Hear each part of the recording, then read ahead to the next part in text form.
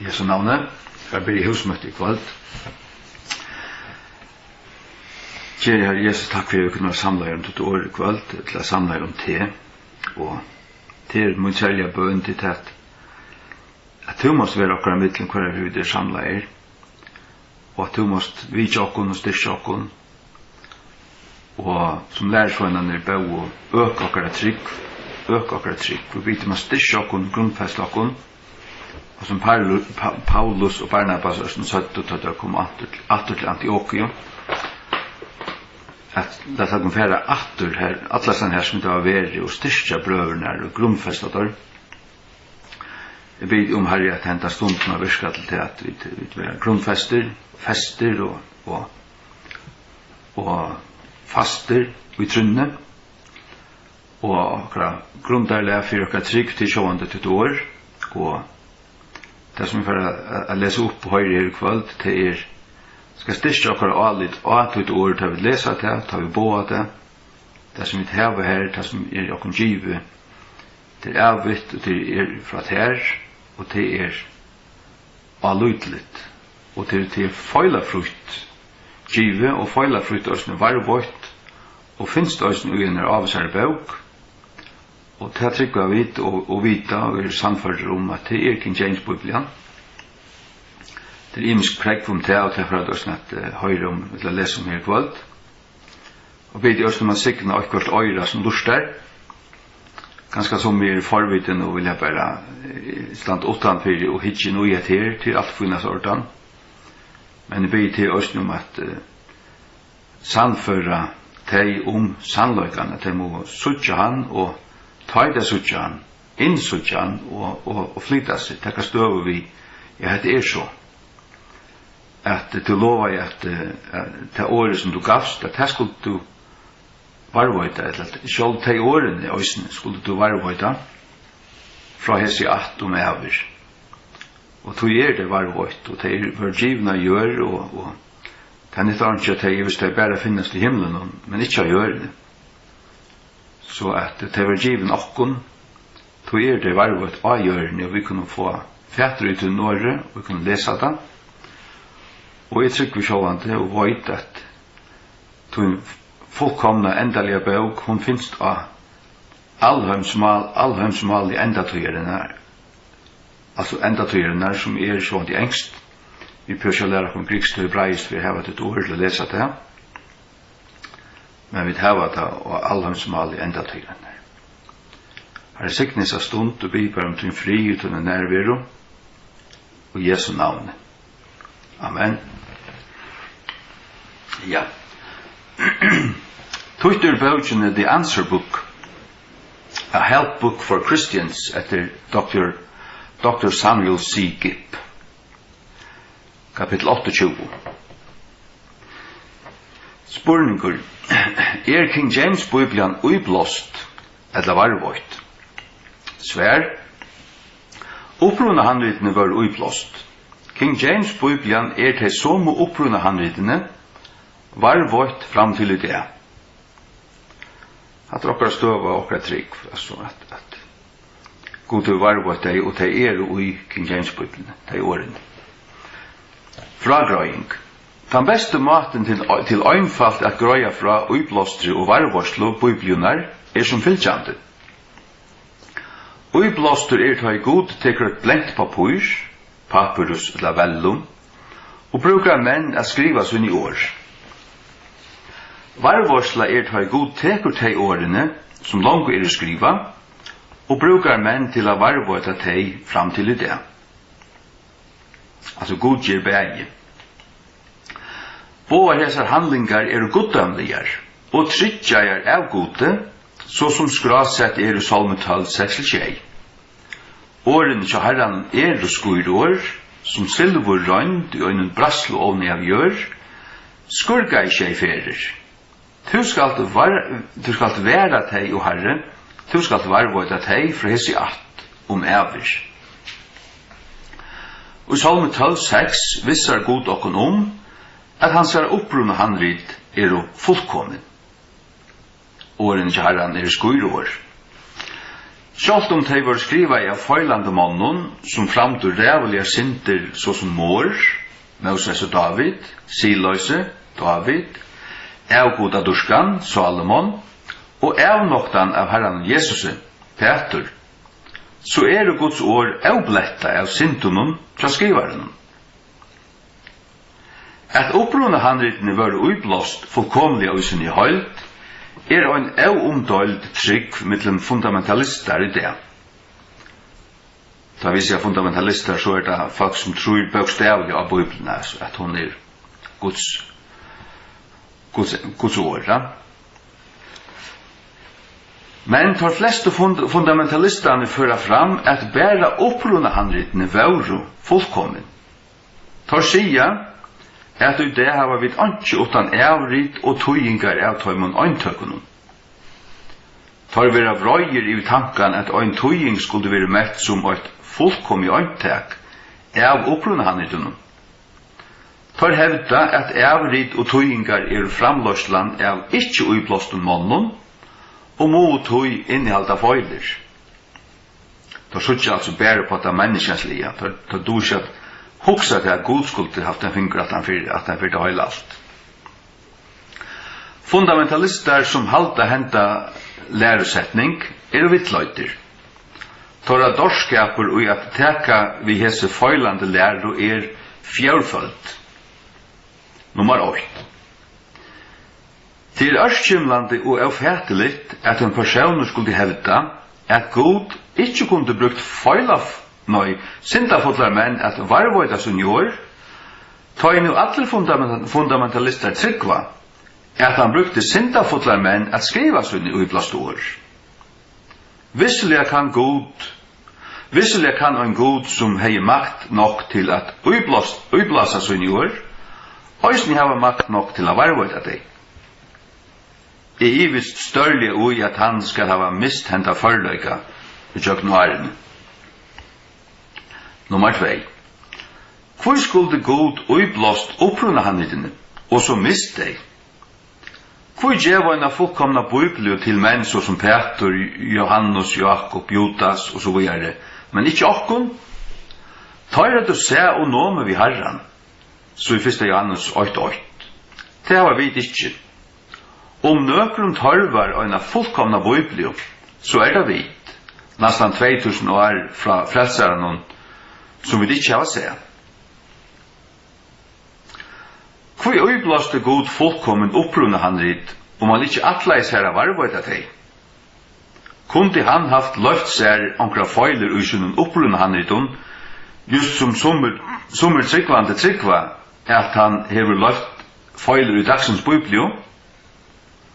Eller tryggva kritikarar av Guds fullkomne biblio at Gud ikke var føre for å komme i vegen for feilun i avritun? Det tidkist som en halvor Gud som hei makt til å gjøre det øyna, men så ikke hit. Og så tog avritene, kopiene var så nek og kjøkken tøyina, og her var så an det feiler i summen avritun, men av til at kopiene var så nek, så kunne man via samarbeida flere hundre eller flere tusen finne det av, ja man hikk, de aller fleste sier hetta, og en 2 sier hatta. Jeg må så vite at flertallet av seg røyne og røtte familiene innehelder tan ratta lesehotten. Så valgte man det. Så er det Guds ord varvått. Nummer 3. Det en hent trygg som ikke kan testast. Vi øren åren så det heldur trygt å se seg trygg var et fullkommet sett av opprunna handlitun som ikke til. Ettersom at det ikke til, så kan ønsken nekkant bjøve en slukare trygg av. Etterfylgjare av en så grunnar sannføring kunne kvila trygt ui at har omkant være prekveier at hava feil, vi til at prekve som skal til for å vise at hava feil, opprunna handlitene, ikke finst.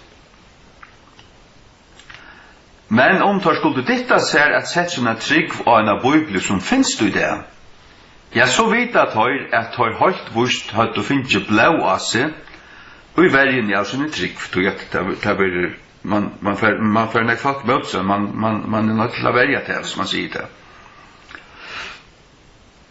Det blir lite strui. Det att trick var ett fullkomligt sätt av upprona handriton. Men inte att trick var en fullkomna biblio, enska biblio. I verkligheten inte att trick var någon överhuvud. Nummer 4. Utan mån till torra argumenter emot Guds lärning om man varvåta fullkomna biblio, så en slik sannrøynt, lika nekv garanterer av skriftene, som likamliga atterkomma Jesu Kristus. Altså God sier til lika vurst at han ville varva det som gjør. Jesus sier det som selv hvor himmelen gjør skulle genge under, men åren som er skulle ikke genge under. Så til lika vurst tryggja og Guds åre som til å være tryggja og tryggja at Jesus skal komme atter. Og det tryggva vi da. Men hvor vil jeg så mye tryggva at jeg god hever varvått sin år? Salmer 12:6 sier grøtt, du skal være teg og herre, du skal varvått teg fra hessi atom over. Såles lovar god at varvått teg som årene som han utblåste. Hetta ikkje en gjer som så ring at hon ikkje kunde, nei at hon kunde tidje allmått var god av bøle. Han klarar det. Krampaktige fundamentalisteren gjer 2 avlopp av Guds læreskriftarinn i Salme 12:6. Nummer 8. Tar hevda at vers 6 talar jødanar, ikkje bøbluna. Og for jeg lærna trovirri til sunna heldan, så skunda der seg at jeg ut en tøying som sier just her i Salme 12:6. Lett okkur hitje etter hesum versionen i New International Version, vi hitje i dalstøying som sier det samme. Du skal teg være, o Herre, men så sier han, okkun verja, imot Jesus lekt om over. Han styrde fra Guds året til okkun. NIV enn verre. Hon sier, du skal være okkun, o Herre, okkun verja. Så hun kører alt i okkun, men det er aldri heltene til Guds år, heltene til okkun. Hette en avbyrdarleis og ærlig tøying. Det hebraiske året shamar, som merker at varvøyta etla væra, som NIV og dal tøya som okkun verja, finst i øren person i øyntallet fram tøy. Du skal varvøyta, og pøykar til 3 person fløyrtal, tei. Ikke til 1. person fløyrtal, okkun, så som NIV og dal skriva. Så sutja vi at det King James Biblian, Guds fullkomna varvøyta Biblia, som neft hever varvøyt lesehotten og i opprunna handlidunnen, ikkje aualutande tøying NIV dals vi møyra. Salmer 12:6 ikkje Guds lyfte om a varvøyta jødanar, eit lyfte som rujelig ærastan i skriftene. Det Guds lyfte om at varvøyta søgn i år, og en bøgnløys tilvisning til de årene som langt var omtala i Salme 12:6, versen 8. Nummer 2. Ofta vil en kristen hvers trygg overvøyg til å gautekka bokstavlige sannløykan i Salme 12:6, så front, han vil så front citera Salm 109, som sier, om æver og herre tutt år grunnfest i himne. Hatta klarer det å trykke på. Så sier de at God i verløkene måtte at han varvate sina fullkomne bøybli i himne, ikke å gjør. Og dette standard er altså å sige så bønt fram. Men henta øytes grunngiving flåslig stuttlig. Fyrda fyrsta. Så det bytteslitt til nøkrene tryggva at God uiblåste fullkommen opprunna han i det gjør, så at han kunne få det før til himmels. Skal det være grunden for at han skriver i opprunna han i det, Sverige flåslig og einfalt. Bibelen støyla til manna, ikke til Guds. God skriver ikke en fullkomna bok støyla til manna, og sett gjerne søyan av et baukasamle i himne, her menn ikke kunne få gagne av henne til. Oppa du spyrja vidt, hvert gagn hava vidt, her og nu, av en fullkomnare bauk som innelokka og av at komelig i himne. Fyrda nasta, så gjer Salmur 12:6 tilvisning, Salmur 12:6 tilvisning til, at åren til honom og gjør. Det stendur, røynt og en braslovn jeg gjør. Det vil si at de er framløy, de er givna gjørende. At varvøyda at de nekra ærestand enn å gjør, ikke at varvøyda at de iverhøver. Så vi trodde altså at Gud uppblåste fullkommen opprunna handrit, så hever han og jøkken aldenar varvøyda de som årene fram til det. De finnast ui autorisera av versjonen. Vi mersing. Vi vujjande uiblåstare tøying, så kan vi merkjast at dobulte sannløysen i Genesis 2:28, som i King James-bibelen klart oppenbæra som en profetisk tilvisning til Jesus Krist, borster i slukken vøyken tøyingen så som New King James, NIV, NASB, Victor, Dahl, og så videre. AV sier, God will provide himself a lamb. Og i tøybor, nummer 8, God for å skaffa seg et lamp. Men øyne nummer 2, til lampet vær God sjálfur. Det stendur God will provide himself a lamb. Provide himself a lamb, sagt du. Til lampet vær God sjálfur, som attermerker at Guds lamp, Jesus Kristus, god. Det stendur God will provide himself a lamb. Men så snar året av Bibelen det ikke. Det samme finner du i FKJ sjåvande. Nasta slikje, til kapittel 8 i bøkene. Spurningur. Og jeg vil ikke være trygg vi møte opprunne handliten og ikke øyne tøying. Svær. Vi øye at letja lykka nek vir i opprunne handlitene som godgjer. Fragrøying. Til det er møvelet å være trygg for å møte opprunne handliten til at opprunne handliten og lengt så gjerne borster. Ikke orta tømner til.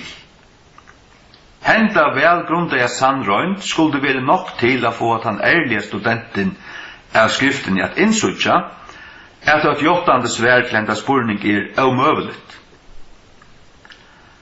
Men det gjør det ikke svær til spurningen omanfyrir. Just hvordan størst vire legger god og i opprunna handrit.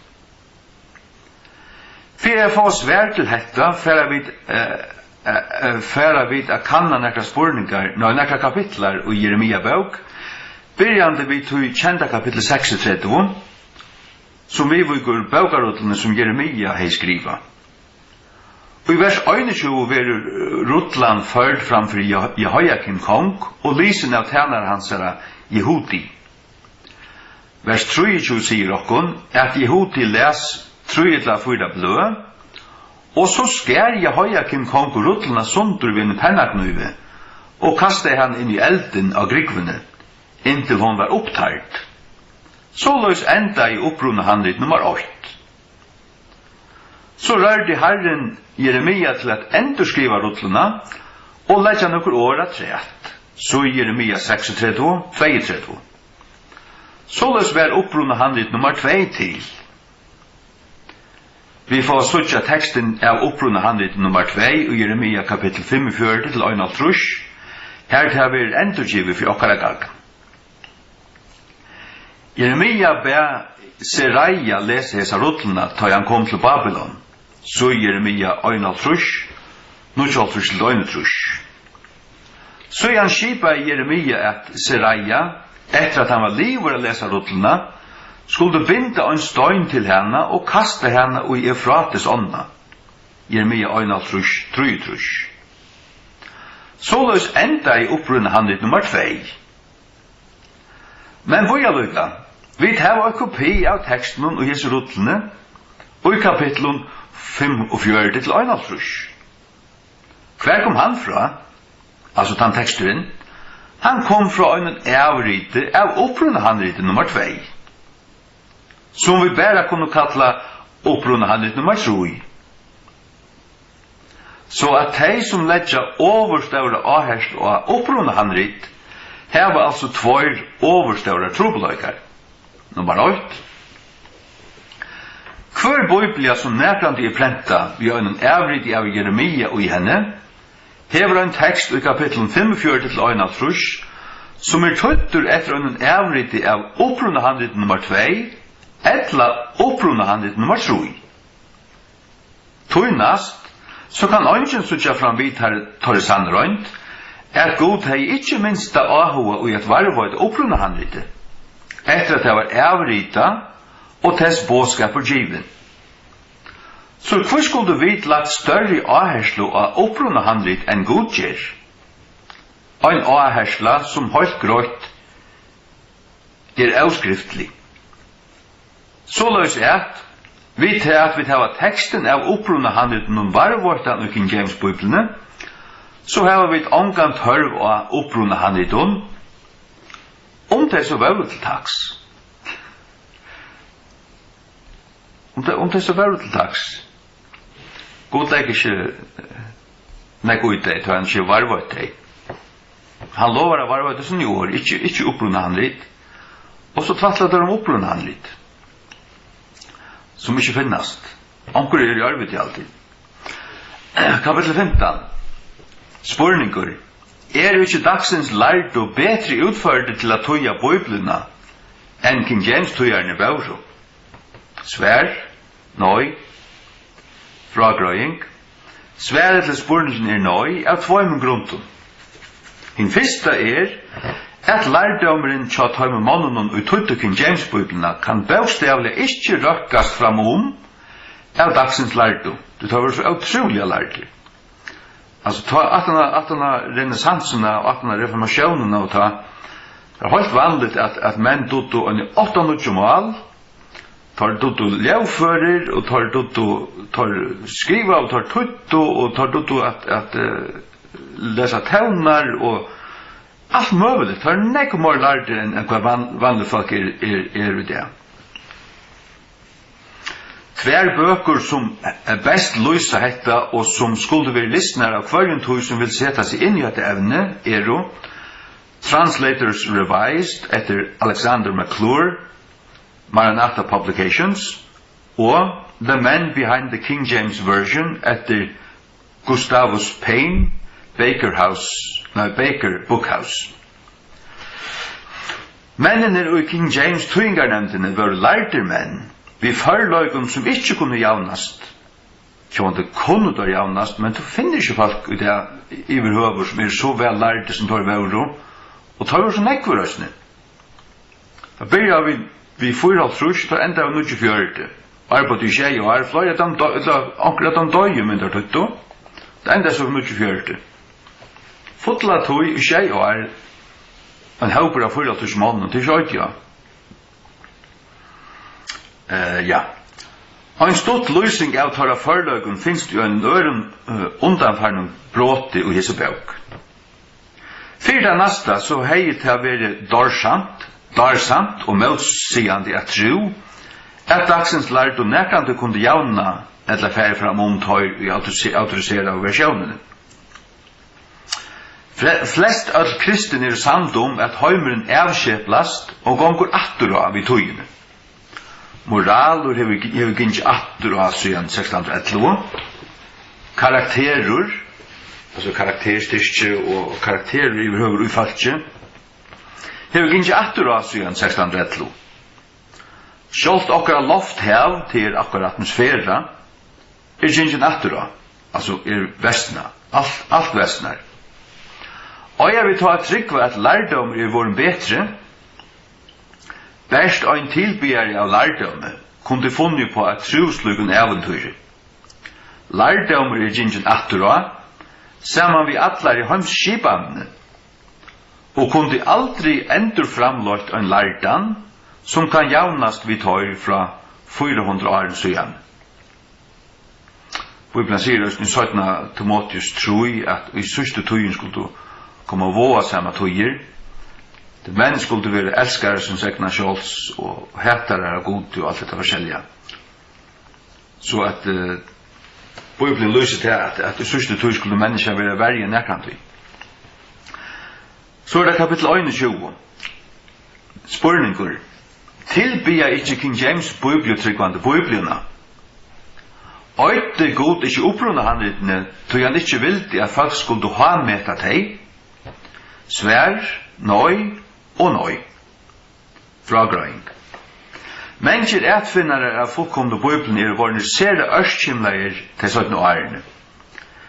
Hetta kjenst av tar i årsøk at alt tar argument i møte bibelene hever kvørst etter øren vi øyelagt av søveligen sannrøyndom, tar egna skorsti og allardomsligen forløygon, og øysni av støv og signingen av King James Bibelen av halk andan. Til av tog at tar i sjutjer etter at høyta ronu etter bibliotryggvante, at tar koma fyrir omanfyrstandande utsøk. Altså at vi tilbya Bibelina. Tar sjutjer etter spilla okken ut.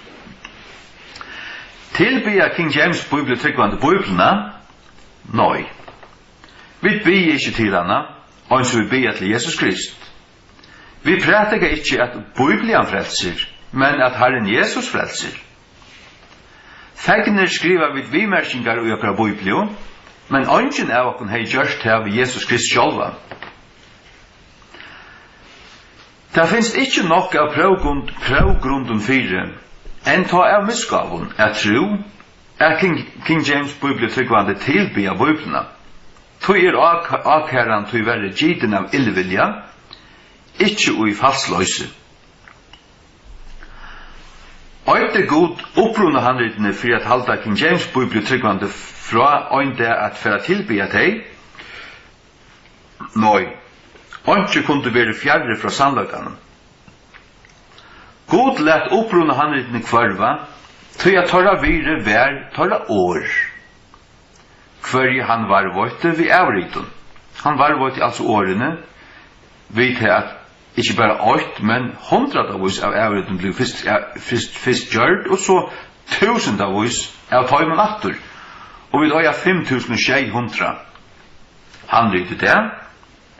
Her 95,5% av dem stola King James Bibelen. Ta og i opprunna handritene hadde oppfyllt sitt endamal og var avrita, så møttog de ånga møyra tryggva viring fra gode, et landsra falskje. Opprunna handritene av ångran undersamman hatt skulle byrst ut det, så hadde de vært av luttlun ahua for jokkun bibliotryggvande, ettersom at vi ikkje gjerra nekv urtøymon nu. Du vil heva jo Guds år. Og du fanns det, så heter det slett vite at det var opprunnan. Det kunne være første øvrig du fanns. Du kan aldri vite at du har funnet opprunnan. Så alt dette snakket her ding-dong i ørviten. Nekkar hei og havist hei, altså opprunnan, så hei det helst vært han høperen som gjør så nekv urtøymne det. Bibliokritikeren. Neste kapittel. Det altså stått kapitler i denne bok vi 2 eller 3 kapitler. Kapittel 22 i bøkene, The Answer Book, A Help Book for Christians. Spurningur, King James bibliotryggvande ikkje en kult? Svær, nøy. Fragrøying, akæran at King James bibliotryggvande en kult, lujist akæran at vi skulle tilby Biblina. Til en avløying av somo ørskimlan og misnøgd, og gitt av sama illvilja. Tyverri det så at tøy ikkje kunne prekva seg at det var rett vi sannrøyndun, så lakka tøy seg nyer til karaktermår. Kulter og sindu ringar av skilgrøyna, men det finnast 2 tøyelig eikjenne, som skjønnlig i öllum kultun. For det første, så hever en kult en av oss av tjattene som teker avgjerer for alle henne lærersvåner. Du slipper altså ikke hoksa sjálfur. Flest alle King James bibeltryggvande øyliga sjálvstøver og mengan ausamtir í ørum lærespurningun enn ta sunna mittlum. Men tar hava hetta til felags, tar øynaste megin myndiløgi biblian, ikkje nekkar lærestånur. Fyrir det nasta, så øktast kulter fyrir at tar læresvunnar skulle færa kanna til som tar motstandare tryggva, og så være omvender til at fylgja tøy. Tøy gjerra der strenga reglur fyrir, eller strenga reglur som banna bøkur og tilfær, som motstruir torra lærer. Men hinvegen, eftersom at sannrøyndunar stia autorisera versjonene, så King James bibeltryggvande ikkje rattur fyrir at studera akærnar fra torra motstandaren. Ja, sjálft henda bók en røynd að sverda akærnum fra bibelkritikarnum, vi fullkomnum åpenløyka og jøgnskikken. Men sigast må at det finnast bibelskolar og lærestånar som heva eina venju i at leggja halt av bøkur og i stia sjónarmige enn fullkomna bibelju. Leggja halt av til seg banna og fjerna der fra tørra bøkasalni så ja. Tror at det her måste ikke bare lese, altså. At det er farligt. Sjálft henda bøkken kan vel være av tøylistan noen det. Derfor øyna hoksa hvor kulten og hvor ikke Ja. Kapitel 23. Spurningur, det falsk lære at tryggva King James Bibelen fullkommen? Svær, nøy. Fragrøying. Det stuttligt og samstundes rævuligt at en King James bibeltryggvande som tror at Bibelen utan feil vil kalla en falslærare og en kettare av folk som herta at hei tryggva at Bibelen utan feil. Sambart Webster så en falslæra og en møyning eller læra som motsatt sannløykanon eller tøy som holdt vittige. Det som holdt vittige, Bibelen Guds fullkomna år. Jeg har mengan sagt for folk, jeg trykker ikke at King James Bibelen Guds avfølgbæra år. Jeg trykker at Bibelen Guds avfølgbæra år. Men om du ber meg djeva til et åndtak av tørre Bibelen, så djev jeg til en King James Bibelen. Kritikarar av King James Bibelen trykva, Bibelen Guds avfølgbæra år. Men vi tar djeva til et åndtak av tørre avfølgbæra Bibelen som tar trykva av, og då finner du det av at tar halta at hun ikke finst nekastan, og jeg sier til tar hun nemlig ikke djeva til øyna og sier heter hun. Guds ord bara spjatt for vinden for tøymon. Og det varvat, så det varvat i himne. Jeg kan ikke det. Det ekvelja tømt.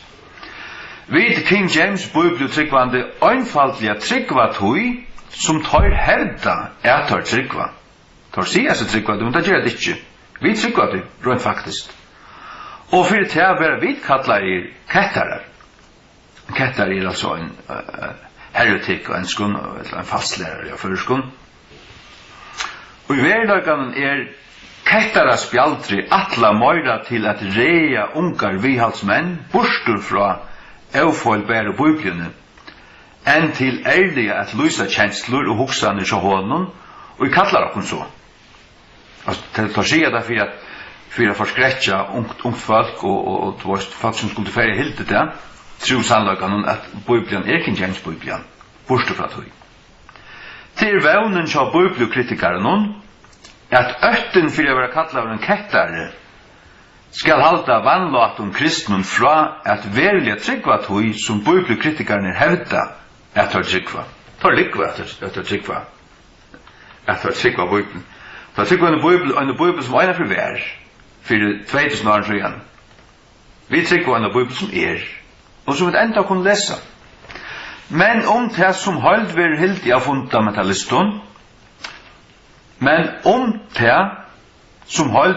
av fundamentalisten, Bibelen Guds avfølgbære år, Og en bibelkritiker kan finna hver feiler, finna feiler i hver bibel til djevelen i håndena.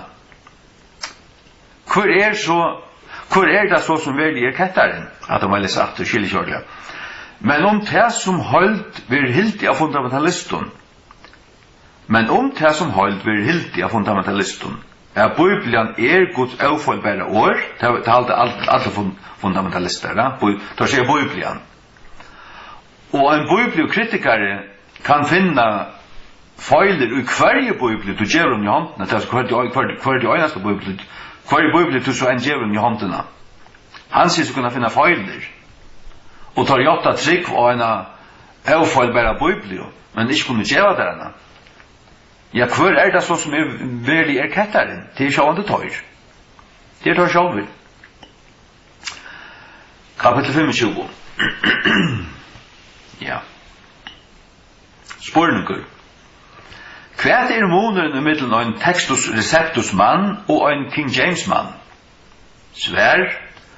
En TR-mævur fær sin handrit ur Antiochio og sin hoksunarhatt ur Alexandrium. Alexandrium til det korrupte handriten kom fra, Antiochi her til røyne handriten bør skriva i og varvått. Fra grøying, vi tar avurvust av, vi vusant Antiochi og Alexandrium, at vi hanta tvei ting fra hessenbavens døvenen. Vi hanta handrit og en hoksenarhatt til ideologi, som vi døma handrit utfra. Ur Alexandria får vi spilt handrit, blette av kritiske hånd, Origens. Vi får øyne en hoksenarhatt som tror at Bibelen goddomlig, men ikke fullkommen, ikke utan feil. Ur Antiochio møttaker vi ta skøyrelinjen av handriten, som nær sitt hamarsk og tøy som vi kjent som hin møttikten teksteren, eller Textus Receptus. Vi møttaker øyne til hoksjøen at Bibelen ikke bare goddomlig, men hertil fullkommen, utan feil. Det sier meg at tar som tryggva tøy, tar heva den fullkomna teksten, tar som ikke tryggva tøy, tar heva han ikke. Annars hadde vita det og tro tøy, annars hei anden ber om vittnesbord, hette etter at teksten. Fyrst for jeg svar King James-bibelen, at det var en øyre som vi ikke kunne sjåma som Runavik. Og han les ur sin enske King James inn i kammeren. Bjør meg inn til en bønarstund. Og ta seg hele anden mer ur hjertan. Jeg kjente det. Hvis det er en sånn samføring av vitan, hatta altså ta fullkomna Guds åre. Jeg visste det da. Fra til stund har vi vidt det. Ja. Nummer 8. Flestu bibliokritikere tryggver ikke at Bibelen fullkommen. Hetta alexandriska hoksjøvnen. Vanlige halda tar øysni at alexandriska handritni haggri enn til antiochisko. Nummer 2. Og en King James bibeltryggvande sier at antiochisko handritni eller Textus Receptus haggri enn til alexandrisko. Vi standa øysni vi antiochisko hoksjøvna og i at vi sier at Bibelen avfallbærlig, og vi trykker ikke at hun innehelder nekran feil eller mistøyingar, og at hun ikke kan betrast på. Hun altså fullkommen. Og en Textus Receptus medover teker øysten støv vi at antiochisko handriten eller Textus Receptus haggri enn til alexandrisko, men han ser på at hei vi alexandriska hoksjøvn. Han gav teker anga tøying som fullkomna og utan feil. Iverhøver heldur han at King James Bibelen den beste tøyingen, men at hun kan betrast på. Og en slukur snavar til dømes apostlana gjerningar 12:4, altså Passover eller Easter, og hevdar at det mistøying. Han finner feiler her og der, som han tog snavar han. Henda motsøgn ikke endelig urslit av en øndun eller av ærlig hjärsta, men kanskje heldur som oftast urslit av ringar i opplæring. For flestu tekstus receptusmennene hava vært lærder av øron, som hava vært vittløyder til å teka vi alexandriske huksjonene, og til mengan av tilvita. Tar altså finnes det servera, tar av horsta og tista inna. Så det kapittel 26. Spurningur. Vil en bibelskole utbyggving løysa døylumale om en fullkomna bibel? Svær, nei. Omløy 99 ferier ut av 100 vil en bibelskole utbyggving annakvart ørskimla, eller øyelegja trunna til en manne av fullkomna bibelna. Kan ikke det så? Fragrøying. Det finnast avviser avgåvar av en bibelskole utbygging. En lesande kan læra virsmyklar lærdomar og at vera hire, og om å planta samkommer, og så gjøre. Ein som veikur i godslærerne kan gjerast meira grunnfestur. Vinskaper og opplevingar fra bibelskoletøyene vera mengan alt løyvi ut. Tyverre så vil tryggven av at God hever en fullkomna bibelio, oftare enn ikkje et offer for bibelskole utbygging, heldur enn en avgave av henne. Altså, hvis du kan komme her som en fullstendig sterk bibeltryggvande, og så får du steg at du får årsøytene, og du tror ikke langt av bibelene. Kan ikke det så? Ikke oppett. Årsøytene øynfølt. Tar flestu bibelskolene hava velmøynande starvsmenn, som mennesker elskar Herran, men som offer for alexandriskon lærdomme og hugsan. Som høyast tar suttja rattu på rødt og handelsfamiljena, så vil tar plavair av en bibliotrygg som vikna av alexandriskar hugsan. Tar kun ikke gauteka trunna av at biblian, han tar halt i håndene, av sonnen fullkommen, vel av mest om tar hava en KJB i håndene. Ja. Det tok han til å atla at tar boan og alt tjata, men tar vi nek voikar. Tar hava ikke 100% trygg av året. Jesus tar han sværa i satan atur da han først av i øyemørsen skriva stendur, og så siterer han Guds ord. Men han visste at det det. Og til det som vi skulle vite også nu. Vi først være skoler som lyser seg at være King James øynans, eller Textus Receptus øynans, korsene plavager av sin sjukdom. Såleis opplever hin lesande seg ørskjemleian, ta han for at høyra sånne bibler ratta jeg på, og en skola som hevdar at han gautekur biblina som fullkomna. Oftast vil han gjeva etter for hesson ekvislig avloppe, og òsne gjerast ein kritikari av til fullkomna biblina. Om han ikkje gautekur støv og skolans, så vil han som oftast stemplar som ein fanatikari, skikvar til viks, eller vorstevustur. Hetta merker ikkje at en bibelskole utbygging ikkje hever sånne firemåner. Men det merker til at en bibelskole utbygging sjoldan styrker tryggfinns lesande av at Biblian, King James, fullkommen. Halleluja. Ja. Så at det var det som jeg lyser i det tøyt i det. Rattelig så en til tverrferier. Og jeg trykker at det her styrker okkon som heva til oppenberingsna. Det en samføring og en oppenbering man fer fra gode fra alle andre nå. Ja, det en bok som fullkommen. Og jeg vet altså hva Gud sier vi med thou shalt translate the King James Bible. Og jeg skilte det ikke, jeg skilte det, men ta i Østen i 96, og med sier vi med gode vusten at jeg kommer til å bøyblene. Så helt det til at det kunne ikke passe. Jeg var ikke teologlært og dutje grikst og breist og alt det her. Så jeg skriver det er ikke en gang at han får øyre, lett jeg bare perle av. Men så kommer Herren og sier vi med at skulle tog jeg King James, og engst do i sjående vel, jeg bor i Hetland i 5,5 år, og det var 15 år så dog jeg engst lukka vel som først. Så at, men da jeg begynte å lese King James ordentlig av 2005, da skilte jeg han ikke ordentlig, nok så fatt og sånn her. Men jeg leser så igjen kvendt av 2 måneder, og tar det akkurat som at knapt så åpnet alt. Man begynner å skilje malig og setningsbyggnaden, og hvordan tåser, hvordan taler.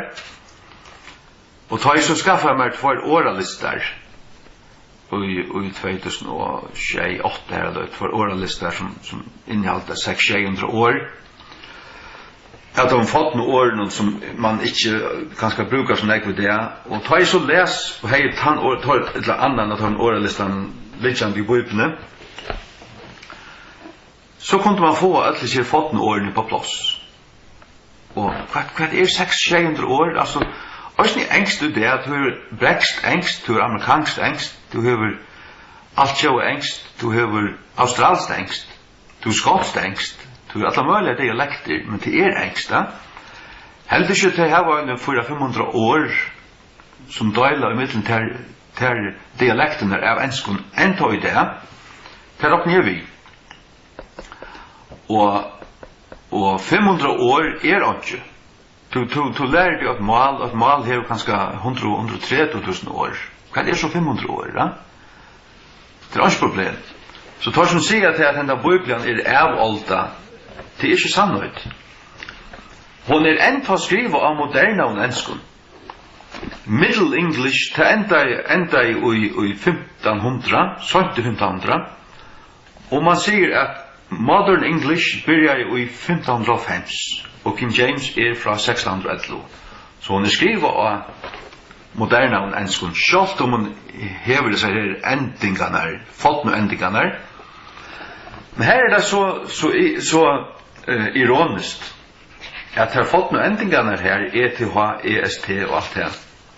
Det har ikke brukt der i enskun da. Til dømes foråret til enskun bøypen, eller King James bøypen, at det om det 20 suger lengt. Hvis du leser det her i kjøkken, så det omkastende i her. Det være i bøypelteksten. Og tar valgt å akkurat det i her, til at talmoner var nejord. Annars andre personer øyntel, og 3 personer øyntel lyka.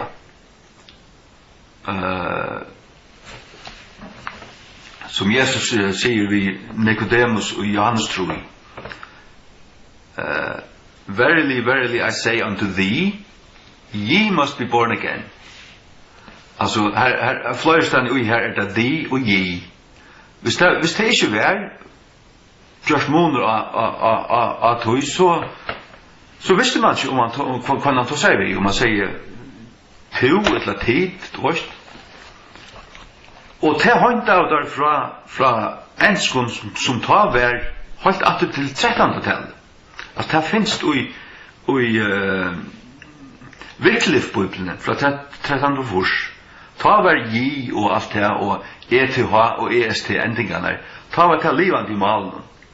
Det er altså folk har lyset det i bibelen, og som man stender kanskje var løyder av det livande i enskun, men vanligt engst ta, det taler om alle, det var ikke sånn som Bibelen kom ut. Men tar kallet det ui her likevel, tog jeg tar råkna vi tog jeg folk kunne, det var faktisk bort, det kunne forstande det her. Og østene for at jeg var en nevnløyga, for jeg får åreratt. Og det sånne ting som at her, som godt kunne være til anstøyd, eller kunne godt støyta og en stolta, at her, jeg tror ikke jeg leser det, at her, at det for gammelt, jeg har noen nødt av Bibelen, men det passer slett ikke. de forstanda det väl, de vita väl kvätta märker. Så kan det vara att det är mycket. Du måste bara täcka något som man är, och du inte långt ständer ut av mig över henne, men du är nöjd att watcha det. Och Herre, vad säger du? Nu öppnar jag ditt år, och nu läser jag. Så att det är inte du som hällde till att det är inte du som trackar Guds år och färst vid tog, men det är det som tog jag det under som talar evigt här. Så det är det här, och halleluja, och ja, nu färre vi till köknen bibeltexten, vi tar akkurat finns jottan fra Bearing Precious Seed i Amerika som pränta och bibeln har sørst.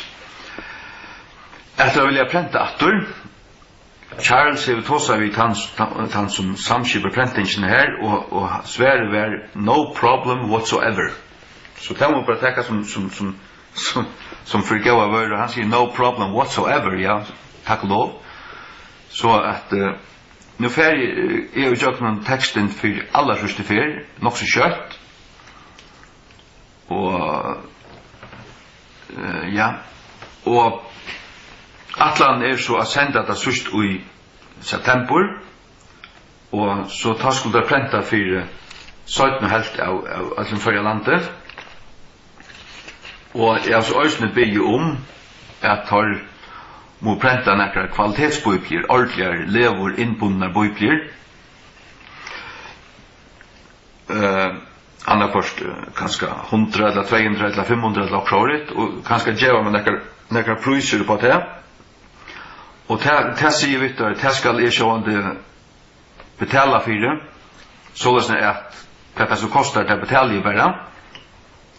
Och så häver man till liknande går med det kanske i en kammare, och så kunde folk beställa sig en bibel från mer, och så får det här 4 inköpspris. Alltså det har vi inte driv i handel och så. Men så att det ska sändas till Soria eller till Danmark, så lägger man säntekostnaderna om man har. Men då först han för inköpspris, och annars får öll hus och en bibel som är vänner ver av bättre gosko än sust. Det har vi inte sagt något om, men till särliga perman, jag kunde huxa med perman var bättre gjort, kikre och ganska laminera och svart ganska, och så här ganska bättre skår än sånt. Men vad ska man säga, att har man färdigt utköp så har man inte akkurat, man vill inte akkurat för att blocka sig. Men man kan också ha att man tar sig Herren undan och ber Herre tala vittar att göra det bättre, så tala ut i Herren för att göra. Men ja, det är spännande. Halleluja. Jag håller vid för jag bara folta händerna och be åter. Tack Herre Jesus för så stund.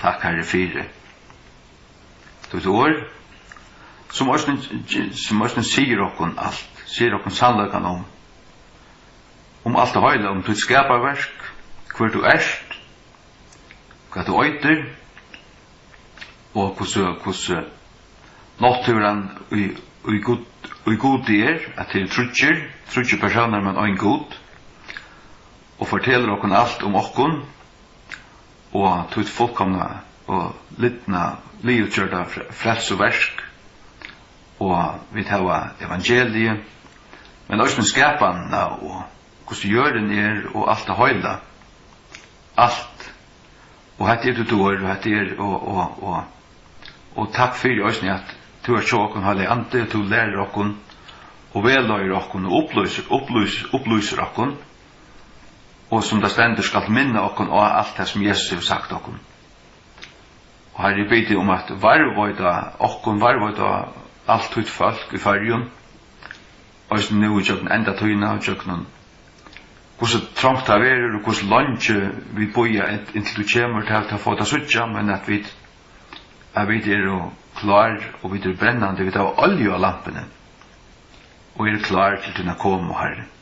Jeg beder signa pastorer og flesta prestar og samkomme hirar og i öllum livande møgnhøytun utom alt land av varvøyt at hei og at det ikke må være vittløyt kvørtsi av sodomitiskar laugav og etla vi haldi av tøy etla vi haldi av fosterdrapi etla nokon av slukun anstidgelige tingkon men at hei opplust og suttjandi og velløyt av tunn åre som da stendur tutt år at ljós av gøtumøyne og en lapp av vei møyne at vi herre fylgja ter vi at fylgja tunn år og elska te og varvøyta te og gerarar årsins ikkje høyrarar øynans og her vi svujt okkon sjálv sikna kon einstakkan som hefur lusta og Jesu navn.